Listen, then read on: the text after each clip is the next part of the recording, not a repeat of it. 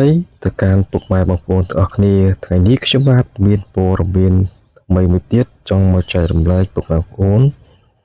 ងអស់គ្នាឲ្យបានជ្រាបនិងបានដឹងជាដំណឹងហើយដំណឹងថ្ងៃនេះគឺចង់និយាយពាក់ព័ន្ធទៅនឹងបញ្ហាព្រំដែនកម្ពុជានិងថៃហើយនឹងជំនួបចរចារវាងថ្នាក់ដឹកនាំកម្ពុជាហើយនិងថ្នាក់ដឹកនាំនៃប្រទេសថៃហើយខ្ញុំបាទនឹងរៀបរាប់ដំណើរនៃការខ្ញុំបាទនឹងរៀបរាប់ខ្លះទូទួនៃការប៉ះទង្គិចគ្នានៅថ្ងៃណាខែណាអញ្ចឹងណាបងប្អូនសេចក្តីថ្លែងការណ៍ក្រោយពីមានព្រឹត្តិការណ៍ប៉ះទង្គិចគ្នាប្រដាប់អាវុធរវាងកងទ័ពកម្ពុជានិងកងទ័ពថៃកាលពីព្រឹកថ្ងៃទី28ខែឧសភាឆ្នាំ2025ដែលស្ថិតនៅភូមិតេជោមរកតឃុំមរកតស្រុកចុងសានខេត្តព្រះវិហារនាថ្ងៃទី28ខែឧសភាឆ្នាំ2025នៅវេលាម៉ោង 15:30 នាទីរសៀលនាយឧត្តមសេនីយ៍ម៉ៅសុផាន់អគ្គមេបញ្ជាការរងមេបញ្ជាការកងទ័ពជើងគោកនៃកងយុទ្ធពលខេមរៈភូមិន្ទនិងនាយឧត្តមសេនីយ៍ផាន់ណាមេបញ្ជាការកងទ័ពជើងគោកភូមិន្ទថៃបានជួបចរចានៅការិយាល័យទំនាក់ទំនងកិច្ចការព្រំដែនកម្ពុជាថៃច្រកព្រំដែនចុងចោមអូស្មាច់ដោយទទួលបានលទ្ធផលដូចខាងក្រោម 1. ភាគីទាំងពីរបន្តដោះស្រាយស្ថានភាពតាមគ្រប់យន្តការដែលមានស្រាប់ដូចជាគណៈកម្មាធិការព្រំដែនចម្រុះ JBC គណៈកម្មាធិការព្រំដែនទូទៅកម្ពុជាថៃ JBC និងអនុសារណៈនៃការយោគយល់គ្នាឆ្នាំ2000ស្ដីពីការវាស់វែងនិងខណ្ឌសីមាព្រំដែនគោកកម្ពុជាថៃដើម្បីឲ្យព្រំដែនប្រទេសយើងទាំងពីរក្លាយទៅជាព្រំដែនសន្តិភាពមិត្តភាពកិច្ចសហប្រតិបត្តិការនិងការអភិវឌ្ឍ 2. ភាគីទាំងពីរបន្តគ្រប់គ្រងស្ថានភាពតាមស្ថានភាពដើមរក្សាភាពអត់ធ្មត់និងដោះស្រាយរាល់បញ្ហាតាមរយៈគណៈកម្មាធិការព្រំដែនចម្រុះ JBC ដែលនឹងប្រព្រឹត្តឡើងក្នុងរយៈពេល2ឬ3សប្តាហ៍ខាងមុខដើម្បីរក្សាទំនាក់ទំនងល្អរវាងប្រទេសទាំងពីរ 3. ភាគីកម្ពុជាស្នើឲ្យមានការគោរពអធិបតេយ្យភាពនិងបូរណភាពទឹកដីទៅវិញទៅមកធ្វើយ៉ាងណាកុំឲ្យមានអរិភាពដោយព្រឹកថ្ងៃទី28ខែឧសភាឆ្នាំ2025 4. ភាគីកម្ពុជានឹងមិនដកថយឬឈរជើងដោយគ្មានអាវុធនៅចំណុចដែលបានប៉ះទង្គិចគ្នានោះទេព្រោះទីតាំងនោះភាគីកម្ពុជាបានឈរជើងតាំងពីមុនពេលចុះហត្ថលេខាខាងលើអនុសារណៈនៃការយោគយល់គ្នាឆ្នាំ2000ស្ដីពីការវាស់វែងនិងខណ្ឌសីមាព្រំដែនគោករវាងកម្ពុជានិងថៃ ភាគីទាំងពីរបានឯកភាពនិងទទួលយកចំណុចទាំង4ខាងលើហើយកិច្ចចរចាត្រូវបានបញ្ចប់នៅវេលាម៉ោង 16:15 នាទីរសៀលដដែលនៅពេលថ្មីនេះក៏មានបើកកិច្ចចរចារវាងថ្នាក់ដឹកនាំទាំងពីរផងដែរហើយសេចក្តីកិច្ចចរចានោះបែបណាពុកម៉ែបងប្អូនទាំងអស់អាចអញ្ជើញតាមដានទស្សនាស្ដាប់ជាមួយខ្ញុំបាទទាំងអស់គ្នា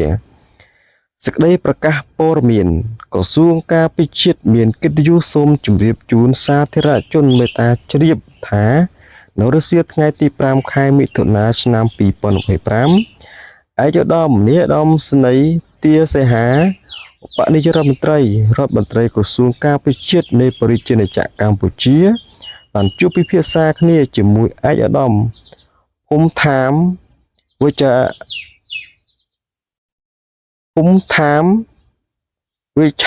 ឆៃឧបនាយករដ្ឋមន្ត្រីក្រសួងការពារជាតិនៃប្រជាជាតិថៃអំពីភាពតានតឹងនៅតាមបណ្ដោយព្រំដែនប្រទេសទាំងពីរដែលបានប្រព្រឹត្តទៅនៅស្រុកអរញ្ញប្រទេសខេត្តស្រះកែវប្រជាជាតិថៃដោយមានខ្លឹមសារសំខាន់ដូចខាងក្រោម ភាគីទាំងពីរបានឯកភាពគ្នាប្រឹងប្រែងឲ្យអស់លទ្ធភាពដើម្បីរក្សាសន្តិ ដើម្បីរក្សាសន្តិភាពសន្តិសុខនិងស្ថិរភាពតាមបណ្ដោយព្រំដែនជាពិសេសតំបន់ដែលកំពុងមានភាពតានតឹងតាមរយៈការរក្សាប្រស្រ័យទាក់ទងគ្នាទៅវិញទៅមកការយោគយល់គ្នានិងការសន្ទនាប្រកបដោយសន្តិវិធីគោលបំណងជៀសវាងការប៉ះទង្គិចយោធាដែលភាគីទាំងសងខាងសុទ្ធតែមិនចង់ឃើញនៅក្នុងជំនួបនោះភាគីថៃក៏បានស្នើឲ្យភាគីកម្ពុជាដកកងទ័ពចេញពីទីតាំងឈរជើងនៅតំបន់មុំបីដែលបានប្រយុទ្ធកាលពីថ្ងៃទី28ខែឧសភាឆ្នាំ2025កន្លងទៅភាគីកម្ពុជាបានបដិសេធមិនទទួលការស្នើសុំនោះទេព្រោះទីតាំងខាងលើជាទីតាំងស្ថិតក្នុងដែនដីអធិបតេយ្យភាពរបស់កម្ពុជាដែលបានឈរជើងជាអចិន្ត្រៃយ៍តាំងពីដើមរៀងមកភាគីកម្ពុជាមិនអាចថយពីទីតាំងដែលកងទ័ពកម្ពុជាបានឈរជើងជាយូរណាស់មកហើយនឹងដែលស្ថិតក្នុងដែនអធិបតេយ្យភាពរបស់កម្ពុជាបានឡើយភាគីកម្ពុជាក៏បានបញ្ជាក់ផងដែរថាតារាបណាភាគីថៃនៅតែប្រើប្រាស់ផែនទីខុសគ្នានិងមាត្រដ្ឋានខុសគ្នានោះយើងនឹងមិនអាចស្វែងរកចំណុចរួមក្នុងការថែរក្សាស្ថិរភាពព្រំដែនបានឡើយភាគីកម្ពុជានៅតែប្រកាន់ស្មារតីគោរពអនុស្សរណៈនៃការយោគយល់គ្នាឆ្នាំ2000 MOU ឆ្នាំ2000រវាងប្រទេសទាំងពីរដោយដែលមានកន្លងមកក្នុងន័យនេះភាគីកម្ពុជាបានសម្រេចចិត្តរៀបចំសំណុំរឿងបញ្ជូនវិវាទតំបន់ទាំង4រួមមានតំបន់មុំបីប្រាសាទតាម៉ុនធំប្រាសាទតាម៉ុនតូចនិងប្រាសាទតាកាបីទៅតុលាការយុត្តិធម៌អន្តរជាតិ ICJ នៅទីក្រុងឡាអេដើម្បីផ្ដល់ភាពច្បាស់លាស់ដល់ព្រំដែននៃប្រទេសទាំងពីរនិងការការពារកុំឲ្យបញ្ហាទាំងនេះក្លាយទៅជាជម្លោះធ្ងន់ធ្ងរទៅថ្ងៃអនាគតតាមរយៈដំណោះស្រាយមួយដែលយុត្តិធម៌និងមិនលំអៀងព្រមទាំងផ្អែកលើច្បាប់អន្តរជាតិការសម្រេចចិត្តនេះបានបង្ហាញយ៉ាងច្បាស់ការបដិញ្ញាចិត្តរបស់ភាគីកម្ពុជាក្នុងការដោះស្រាយជម្លោះ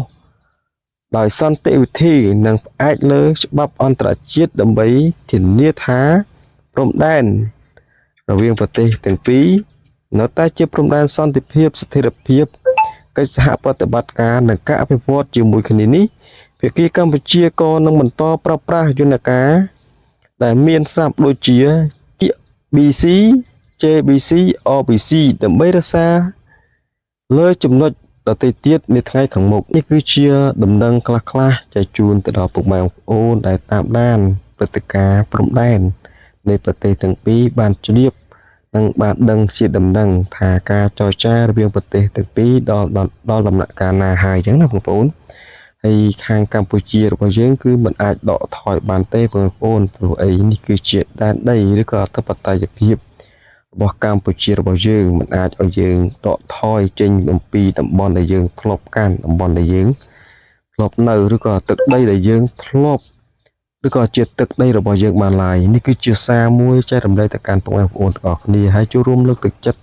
ដល់កងទ័ពរបស់យើងទាំងអស់គ្នាបងប្អូនទោះបីជាមិនមានសម្ភារៈស្បៀងអីយ៉ាងណាក៏យើងលើកទឹកចិត្តដោយការចូលរួមជាកម្លាំងចិត្តឬក៏ផ្ដល់ជាកម្លាំងចិត្តដល់ពួកគាត់ដើម្បីពួកគាត់មានកម្លាំងចិត្តជាពិសេសថ្នាក់ដឹកនាំរបស់យើងលោកបានខំខ្នះខ្នែងចំពោះបញ្ហាទាំងអស់នេះណាបងប្អូនដើម្បីពរណភាពនិងទឹកដីរបស់យើងទាំងអស់គ្នាហើយហ្នឹងបងប្អូននេះគឺជា